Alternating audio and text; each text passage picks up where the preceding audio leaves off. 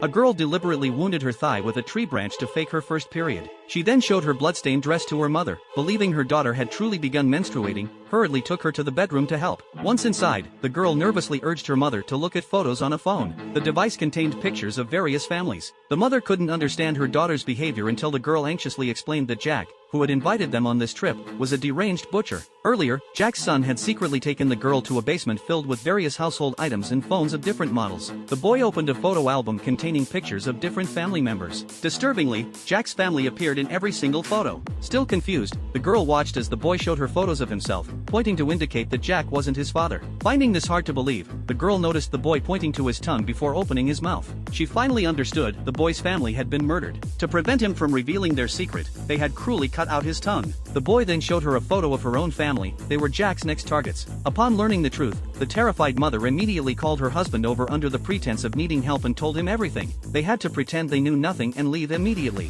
While discussing their escape, Jack had already noticed signs that someone had been in the basement. When the family prepared to leave, Jack and his wife didn't try to stop them, though his smile was unnervingly sinister. Once outside, the husband discovered their tires had been deflated, but desperate to escape, he pretended not to notice. As Jack pressed the remote to open the farm gate, they waved goodbye cheerfully, thinking they could finally leave safely. The girl was then horrified to see Jack throw the boy into a pond. The kind-hearted family had no choice but to stop the car. As the father jumped in to save the boy, Jack closed the farm gate. Just after rescuing the boy, the man discovered his family had been captured. Jack took them to a warehouse and threatened them into transferring all their assets to him. He then produced a vial of unknown substance, preparing to punish the girl. A mother may be fragile, but she becomes fierce when protecting her child. The enraged mother secretly pulled out a small knife and, as Jack was tying her up, suddenly struck, successfully stabbing him in the eye. She quickly grabbed for the shotgun while the father seized the dropped sedative and knife. After a fierce struggle, the mother wrestled away the shotgun while the father cut his ropes with the knife. For her daughter's sake, the mother had instantly turned the tables. After covering their family's escape, they locked Jack and his wife in the room and sped away from the farm. However, just as they left the compound, another car blocked their path. Before they could react,